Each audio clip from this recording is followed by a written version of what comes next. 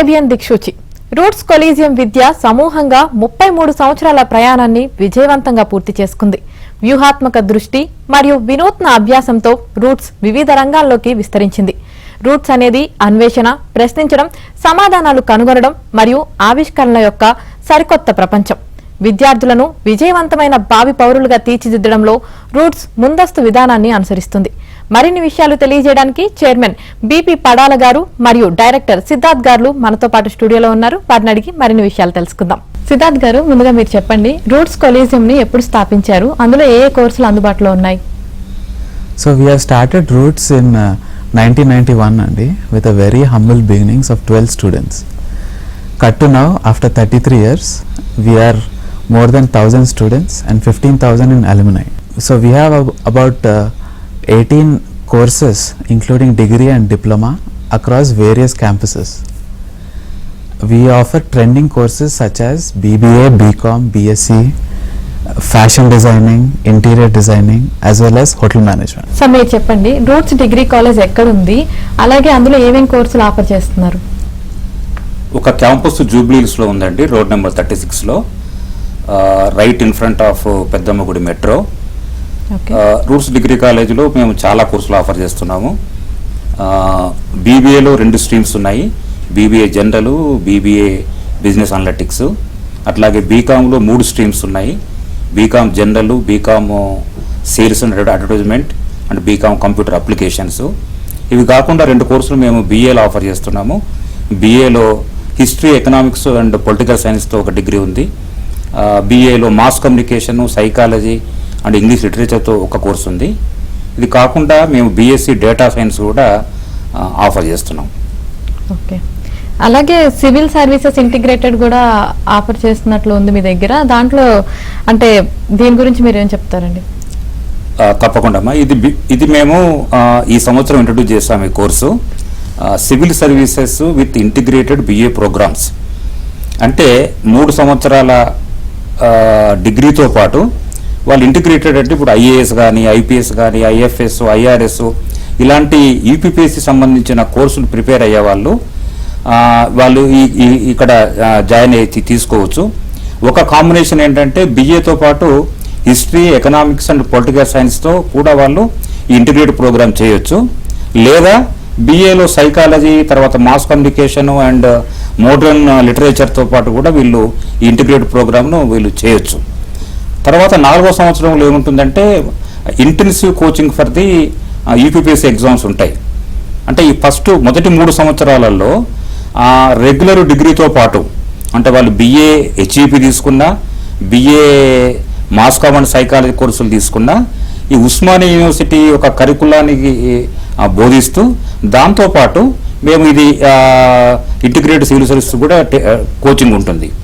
అదే 4వ సంవత్సరంలో మాత్రం డిగ్రీ అయిపోతుంది కాబట్టి ఎక్స్క్లూజివ్గా ఎక్స్టెన్సివ్ అండ్ ఇంటెన్సివ్ ప్రోగ్రామ్ వాళ్ళకి అది ఇవ్వడం జరుగుతుంది. ఓకే, సో మనం చూసుకున్నట్లయితే సివిల్ కోర్స్కి సంబంధించి బయట చాలా ఇన్స్టిట్యూషన్స్ ఉన్నాయి. అలాంటప్పుడు మీరు మళ్ళీ స్పెషల్గా ఎందుకు స్టార్ట్ చేశారు సార్? దీనికి గల కారణాలు ఏంటి? మంచి ప్రశ్న అమ్మా. అయితే జనరల్గా ఇప్పుడు మనకున్న హైదరాబాద్లో కానీ ఆంధ్రప్రదేశ్లో కానీ చూస్తే తెలుగు పిల్లలు డిగ్రీ అయిన తర్వాత వాళ్ళు ఈ సివిల్ సర్వీసెస్ ఆ కోచింగ్ వైపు మళ్ళుతున్నారు. అంటే డిగ్రీ ఏదో ఒక డిగ్రీ ముందు కంప్లీట్ చేసుకొని ఆ తర్వాత వాళ్ళ స్వప్నాన్ని సాకారం చేసుకుంటేందుకు, లేదా ఐఏఎస్ ఆఫీసరు, ఐపీఎస్ ఆఫీసరు, లేదా ఐఎఫ్ఎస్ ఆఫీసరు, ఐఆర్ఎస్ ఆఫీసర్, ఇట్లా వీటిని ఏదో ఒక దానికి మనం చేయడానికి వివిధ ఇన్స్టిట్యూషన్లో వాళ్ళు కోచింగ్ తీసుకొని ఫుల్ టైం కోచింగ్ తీసుకొని జరుగుతుంది. లేదా కొంతమంది అఫోర్డ్ చేసే వాళ్ళు అప్పర్ మిడిల్ క్లాసు సెగ్మెంట్ ఢిల్లీకి వెళ్ళి కూడా వాళ్ళు అక్కడ ఉండి చేయడం జరిగింది. అయితే ఈ పరిస్థితి మేము చూసిన తర్వాత డిగ్రీతో పాటే కనుక మనము ఈ 3 సంవత్సరాలు కోచింగ్ కనుక హైదరాబాద్లోనే ఇస్తే, అంటే మొత్తము ఆ ఢిల్లీ నుండి ఫ్యాకల్టీని తీసుకొచ్చి కానీ వాళ్ళకి కావాల్సిన మంచి స్టేట్ ఆఫ్ ద ఆర్ట్ క్యాంపస్లో మనం ఈ కోచింగ్ ఇక్కడ హైదరాబాద్లోనే ఎందుకు ఇవ్వకూడదు అనే ఆలోచన పుట్టిందే ఈ ఇంటిగ్రేటెడ్ సివిల్ సర్వీస్ ప్రోగ్రామ్. అంటే ఎక్కడెక్కడ బ్రాంచెస్ ఉన్నాయి సార్ మీకు? మాకు సోమాజిగూడలో క్యాంపస్ ఉందమ్మా, జూబ్లీహిల్స్లో క్యాంపస్ ఉంది. జూబ్లీహిల్స్లో మేము 2020లో మేము స్థాపించాము ఈ క్యాంపస్. దాదాపు చాలా పెద్ద క్యాంపస్ ఇది. ప్రస్తుతం ఎంతమంది పిల్లలు ఉన్నారు సార్ మీ దగ్గర? మాకు మొత్తం అంటే ఆ గ్రూప్ మొత్తం కలిసి ఒక 1000 మంది పైగా పిల్లలు ఉంటారు. దాదాపు సిద్ధార్థ చెప్పినట్టు 15,000కు పైగా అలమ్నై మాకు ఉన్నారు, పూర్వ విద్యార్థులు. మా విద్యార్థులు మాకు బ్రాండ్ అంబాసిడర్లు. రూట్స్లో ఈ కోర్స్ని ఎలా బోధిస్తారు సార్? జనరల్గా ఇప్పుడు ఈ సివిల్ సర్వీసెస్ ఇంటిగ్రేటెడ్ ప్రోగ్రామ్ని మేము 2-3 విభాగాలుగా విభజించామమ్మా. ఒకటి సెమిస్టర్ 1, సెమిస్టర్ 2లో హిస్టరీ కానివ్వండి, లేకపోతే ఎకనామిక్స్ కానివ్వండి, political science, public administration, geography ఇలాంటి కోర్సుల మీద ఒక కాన్సెప్ట్ అవగాహన మీద మేము స్టార్ట్ చేస్తాం. మొదటి 2 సెమిస్టర్స్ కూడా అట్లాగా ఉంటుంది, కాన్సెప్ట్ మీద పూర్తి క్లారిటీ వచ్చేంత వరకు. థర్డ్ సెమిస్టరు, ఫోర్త్ సెమిస్టర్కి వచ్చేసరికి సివిల్ సర్వీసెస్ ప్రిలిమినరీ దాని మీద మేము ఫోకస్ చేస్తాం. అంటే ప్రిలిమినరీ ఎగ్జామ్స్ దానికి సంబంధించిన ఏవిన్ టాపిక్స్ ఉంటాయి, దాన్ని ఎట్లా అధిగమించాలి అనే దాని మీద మేము ఫోకస్ చేస్తాము. 5th and 6th సెమిస్టర్కి వచ్చేసరికి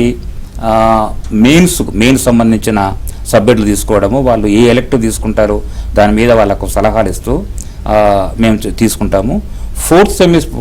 ఫోర్త్ ఇయర్ అంటే 3 సంవత్సరాలు అయిపోయిన తర్వాత పూర్తిగా అంటే మళ్ళీ అగైన్ ప్రిలిమ్స్, మెయిన్స్, సిఎస్టీ అట్లాగే ఈ ఇంటర్వ్యూ ప్రాసెస్ మీద కూడా ఒక intensive 10 months programme we're going to run that.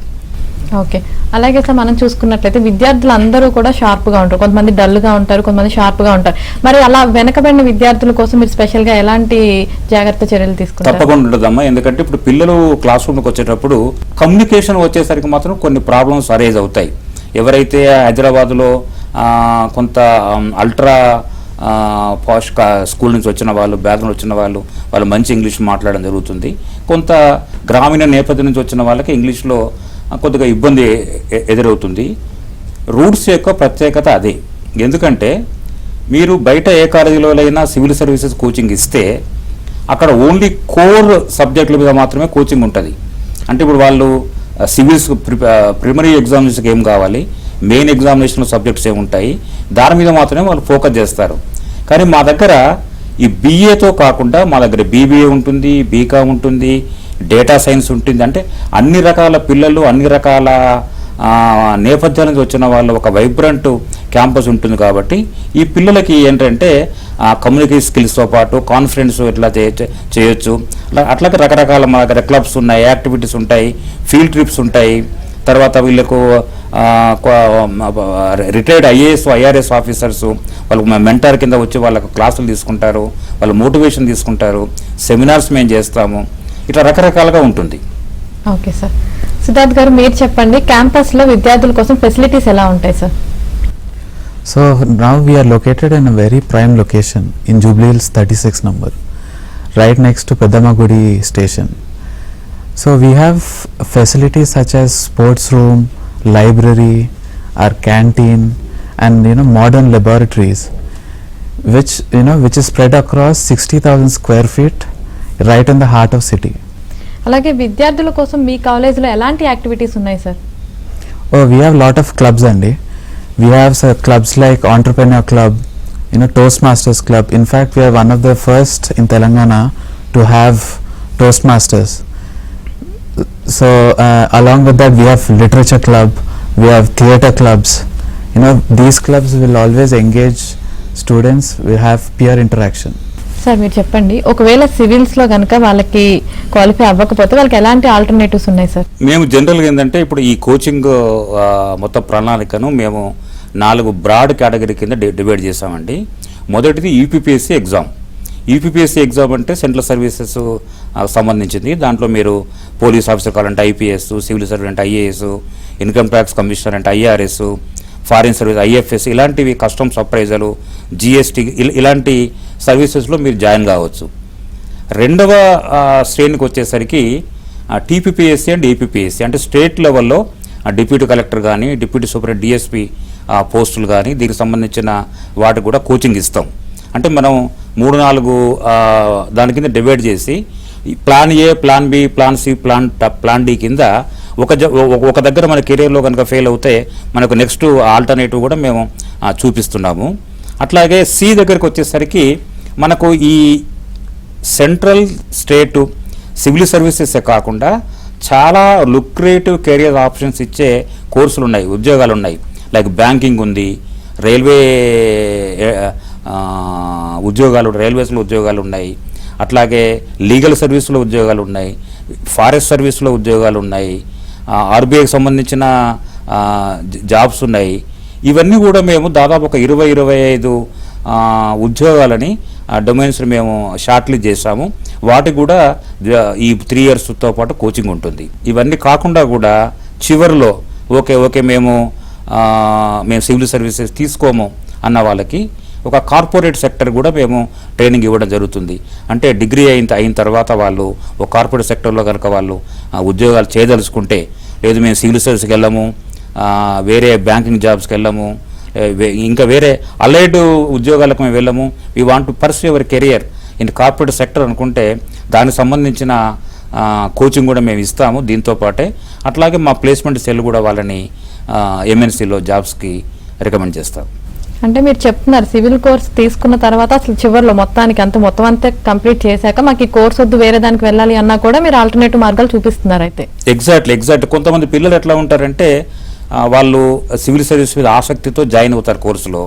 1 సంవత్సరం అయిన తర్వాత 2 సంవత్సరాలు అయిన తర్వాత లేదు మేము అది మాకొద్దు, ఈ కెరీర్ మాకొద్దు, మేము ప్రైవేట్ సెక్టర్లోకి వెళ్తాము, మా గవర్నమెంట్ జాబులు వద్దు అనే మెంటాలిటీతో ఉండి అలాంటప్పుడు రూట్స్కి మిగతా కాళ్ళకి తేడా ఏంటంటే వాళ్ళు అయినా సరే వాళ్ళు కోచింగ్ అయిన తర్వాత ప్రైవేట్ సెక్టర్లో ప్లేస్మెంట్ అయ్యే రకంగా కూడా మేము ప్యారల్గా హిస్టరీ చదివామా, ఎకనామిక్స్ చదివామా, సివిక్స్ చదివామా, లేదు మ్యాథ్సా, ఫిజిక్సా, కెమిస్ట్రీ, బాటనీ పెద్ద తేడా ఏమి ఉండదు. కాబట్టి ఏ స్ట్రీమ్ నుంచి వచ్చిన వాళ్ళైనా సపోజ్ ఎంసెట్ ఎగ్జామ్ రాస్తారు, వాళ్ళకి ఇప్పుడు మంచి కాలేజీలో సీట్ రాకపోయి ఉండొచ్చు, లేదా వాళ్ళకి ఇంట్రెస్ట్ లేకపోయి ఉండొచ్చు సడన్గా. అట్లాగే నీట్ ఉంటుంది, ఎంబీబీఎస్ ప్రిపేర్ అవుతారు, ఎంబీబీఎస్ వాళ్ళకు కావాల్సిన కాలేజీలో రాకపోయి ఉండొచ్చు, కావాల్సిన ర్యాంకు రాకపోయి ఉండొచ్చు. అలాంటప్పుడు ఏంటంటే వాళ్ళు ఈ కెరియర్ మీద కొద్దిగా ప్యాషన్ ఉండాలి. అంటే మనకు ఇప్పుడు ఇంజనీర్ కావాలి, మనం డాక్టర్ కావాలి, లేదంటే ఒక డిజైనర్ కావాలని ఎట్లా అనుకుంటున్నామో, నేను ఒక ఐఏఎస్ ఆఫీసర్ని కావాలి, నేను ఒక పోలీస్ ఆఫీసర్ని కావాలి, నేను ఒక ఐఆర్ఎస్ ఆఫీసర్ని కావాలి, లేదు దేశాలు చూడాలంటే నేను ఒక ఐఎఫ్ఎస్ ద్వారా ఫారిన్ సర్వీస్ ఆఫీసర్ని కావాలి. ఇట్లా వాళ్ళకు ప్యాషన్ ఉంటే ఏ కోర్సు బ్యాక్గ్రౌండ్ ఉన్నా ఇంటర్మీడియట్ లెవెల్లో ఏది తీసుకున్నా సరే వాళ్ళు డిగ్రీ లెవెల్లో ఈ సివిల్ సర్వీస్ ఆస్పిరెంట్గా వాళ్ళు కోచింగ్ తీసుకోవచ్చు, సక్సెస్ఫుల్గా చేయొచ్చు. ఇన్ఫ్యాక్ట్ మనము స్టాటిస్టిక్స్ తీసుకుంటే more than 50% of the candidates success rate that are coming from IIT background.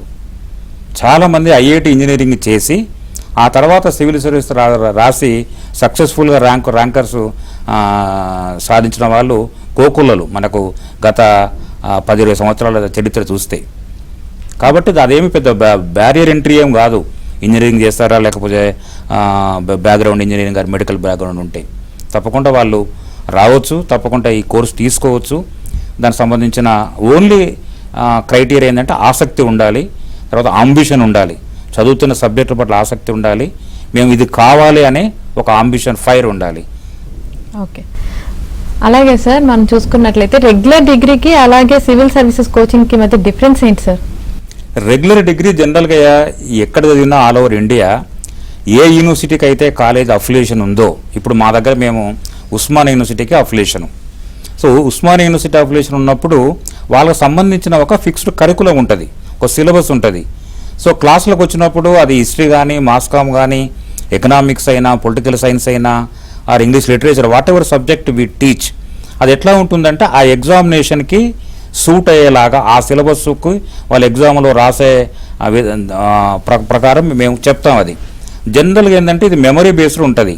డిగ్రీకి తీసుకుంటే మన ఇండియన్ యూనివర్సిటీలో రెగ్యులర్ ప్యాటర్న్ ఏంటంటే you memorise data, you memorise facts, memorise content and kind of that you vomit in the examination, get you marks. ఇది general pattern యూనివర్సిటీకి సంబంధించింది. కానీ civil services ఎగ్జామ్లో, యూపీపీఎస్సీ ఎగ్జామ్లో ఇట్లా ఉండదు. ఒక సంఘటన జరిగినప్పుడు ఆ వ్యక్తి యొక్క ఇంటర్ప్రిటేషన్ ఎట్లా ఉంటుందని అడుగుతుంది. చరిత్రలో లెట్సే ఒక సంఘటన జరిగింది, 1857లో మొదటి సిపాయిల తిరుగుబాటు జరిగింది. అది నువ్వు ఉస్మానియా ఎగ్జాము, డిగ్రీ ఎగ్జామ్లో రాస్తే ఏం రాస్తారు, అది ఎందుకు జరిగింది, దేనికి జరిగింది, అప్పుడు తుపాకులకు కొవ్వు పెట్టారు, దానివల్ల హిందువులు కానీ ముస్లిమ్స్ కానీ కొంత దాన్ని వ్యతిరేకించడం వలన, ఒక రూమర్స్ వచ్చిన వలన వాళ్ళు బ్రిటిష్ సైన్యానికి అగెనిస్ట్గా పోరాటం చేశారు అనేది వీళ్ళు రాస్తే సరిపోతుంది. ఏది ఉస్మానియా అంటే డిగ్రీ ఎగ్జామ్ సంబంధించినంత వరకు. కానీ సివిల్స్ రాసేటప్పుడు దాని పూర్వాపరాలు ఎట్లా ఉంటాయి, ఒక్కొక్క విషయం మీద ఆ ఇంటర్నల్గా డైనమిక్స్ ఎట్లా ఉంటాయి, ఇప్పుడు అంటే దాదాపు ఒక 100 సంవత్సరాల తర్వాత మీరు ఎట్లా దాన్ని ఇంటర్ప్రిట్ చేస్తారు, ఎట్లా వ్యాఖ్యానిస్తారు అనే దాని మీద ఉంటుంది. అట్లాగే ఇప్పుడు ఎకనామిక్స్ తీసుకుంటే కూడా ఇప్పుడు జాగ్రఫీ ఉంది. జాగ్రఫీలో ఒకప్పుడు ఆఫ్ఘనిస్తాను, పాకిస్తాను, బంగ్లాదేశ్ నుంచి ఇండియా వరకు ఒక ఎంటిటీ ఉండేది. ఇప్పుడు 47 తర్వాత విభజన అయిపోయిన తర్వాత పాకిస్తాన్ విభజన అయింది, తర్వాత బంగ్లాదేశ్ విభజన అయింది, ఆ తర్వాత ఆఫ్ఘనిస్తాన్ వేరైపోయింది, 1927లో బర్మా కూడా బ్రిటిష్ ఇండియా నుంచి వేరైపోయింది. ఇట్లా దీని యొక్క పర్యవసానాలు ఇండియా అనే ఎంటిటీ మీద ఎట్లా ఉన్నాయి, జాగ్రఫీ ఎట్లా మారింది, జాగ్రఫీతో పాటుగా వాళ్ళ రకరకాల సాంస్కృతిక నేపథ్యం ఎట్లా మారింది. అట్లాగే ఇప్పుడు మనకు భాషా ప్రయుక్త రాష్ట్రాలని ఉన్నాయి. 1956లో మనది మద్రాసుతో పాటు ఉండేది. అప్పుడు ఈ భాషా ప్రయుక్త రాష్ట్రాలు వచ్చినప్పుడు మద్రాసు నుంచి విడిపోయి మనకు అన్ని తెలుగు రాష్ట్రము లేదా కన్నడ కన్నడ, తమిళియన్స్ ఇట్లా. దీనివల్ల ఏమవుతుందంటే ఈ జాగ్రఫీ పరంగా ఏది తీసుకున్నా, మీరు చరిత్ర తీసుకున్నా, జాగ్రఫీ తీసుకున్నా, రాజకీయాలు తీసుకున్నా కానీ దీన్ని మనం ఒక పర్టికులర్ కోణంలో లేదా వాళ్ళు అడిగిన కోణంలో మనం చూసి వ్యాఖ్యానించే అవసరం ఉంటుంది. కాబట్టి రెగ్యులర్ డిగ్రీకి సివిల్ సర్వీస్ కోచింగ్కు చాలా తేడా ఉంటుంది. The way we approach, the way we answer the questions చాలా డిఫరెన్స్ ఉంటాయి. ఓకే సార్, మీరు చెప్తున్నారు ఎవరికైతే ఇంట్రెస్ట్ ఉండి దానికి కొంచెం అంత ఎలిజిబుల్గా లేరు వాళ్ళ కోసం స్పెషల్ ఎఫెక్ట్స్ పెడతాం. అలాంటి వాళ్ళ కోసం ఎలాంటి యాక్టివిటీస్ చేస్తారు సార్? అయితే ఇప్పుడు చెప్పారు కదమ్మా, ఒకటి ఏంటంటే ముందు ప్యాషన్ వాళ్ళని బార్డర్ లైన్లో ఉంది, సరే మేము ఒక కెరియర్ తీసుకుంటాం అన్నారు. ఇప్పుడు సివిల్ సర్వీస్ ప్రిపేర్ అయితే we will compare with private sector versus civil services. దీంట్లో ఉన్న ప్రోస్ కాన్స్ ఏమున్నాయి, ఎలాంటి ఉద్యోగము వాళ్ళ పర్సనాలిటీకి మ్యాచ్ అవుతుంది. సపోజ్ ఇప్పుడు కొంతమంది మేము పోలీస్ ఆఫీసర్ అవుతాం అనుకుంటారు, మరి దానికి సంబంధించిన కొన్ని ట్రేడ్స్ ఉంటాయి. ఇప్పుడు సివిల్ సర్వెంట్కి కొన్ని ట్రేడ్స్ ఉంటాయి, పోలీస్ ఆఫీసర్ కంటే కొన్ని ట్రేడ్స్ ఉంటాయి, రెవెన్యూ ఆఫీసర్ కొన్ని ట్రేడ్స్ ఉంటాయి. అట్లాగే ఫారిన్ ఆఫీసర్స్ అంటే వాళ్ళ కెరీర్ మొత్తం కూడా విదేశాల్లో జరుగుతుంది, విదేశాల్లోనే వాళ్ళకి అపాయింట్మెంట్లు ఉంటాయి. లేదు నాకు ట్రావెలింగ్ ఇష్టం ఉండదు, లేకపోతే నేను ఇక్కడే ఉంటాను, ఇండియాలోనే ఉంటానంటే వాళ్ళ ఐఎఫ్ఎస్కు ప్రిపేర్ అయ్యి కూడా దండగది. కాబట్టి వాళ్ళ అభిరుచిని బట్టి దాన్ని బట్టి మనం ఒకసారి అయిన తర్వాత ఎక్కడ గ్యాప్ అంటే ఇప్పుడు ఇండివిజువల్ మెంటారింగ్ ఉంటుంది, కలెక్టివ్ మెంటారింగ్ ఉంటుంది, సెమినార్స్ చేస్తాం మేము. అట్లాగే ఒక సబ్జెక్ట్లో ఏమైనా గ్యాప్స్ వచ్చారనుకోండి, ఆ సబ్జెక్ట్ వాళ్ళు కూడా ఎక్స్ట్రా క్లాసులు తీసుకొని, ఇప్పుడు ఇంజనీరింగ్ బ్యాక్ నుంచి వచ్చారు, చరిత్రలో వాళ్ళకి అసలు ఏమీ తెలియదు. సో అదే మన హెచ్ఈసి వాళ్ళు తీసుకుంటే ఇంటర్మీడియట్లో కొంతమంది ఉన్నారు అనుకోండి, చరిత్రలో హిస్టరీలో ఎంతో కొంత వాళ్ళకి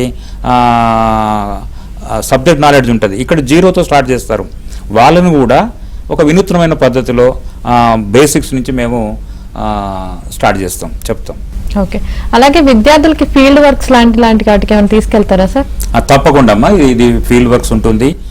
ఇప్పుడు ఒక సివిల్ సర్వెంట్స్ ఒక టిపికల్ ఎన్వైరన్మెంట్ ఎట్లా పనిచేస్తుంది, ఎందుకంటే వాళ్ళకు ఒకటి వర్కింగ్ అండర్స్టాండింగ్, ఒకటి మోటివేషన్ ఫ్యాక్టర్ 2. అంటే ఇప్పుడు ఒక టిపికల్ ఆఫీస్లో ఒక ఐఏఎస్ ఆఫీసరు, ఒక ఐపీఎస్ ఆఫీసరు, లేదంటే ఒక ఐఆర్ఎస్ ఆఫీసర్ ఎట్లా పనిచేస్తున్నారు, వాళ్ళ జాబ్స్లో ఉన్న ఛాలెంజెస్ ఏంటి, జాబ్స్లో ఉన్న ఆ గ్లామర్ ఏంటి, ఇది కూడా మోస్ట్ ఇంపార్టెంట్. ఏ ఉద్యోగం అయినా, ఏ సర్వీస్ అయినా పూర్తి గ్లామర్ ఉండదు, పూర్తిగా అసలు ఏం ప్రాబ్లమ్స్ లేకుండా, ఛాలెంజెస్ లేకుండా ఉండవు. సో ఛాలెంజెస్ ఉంటాయి, అది ఉంటాయి.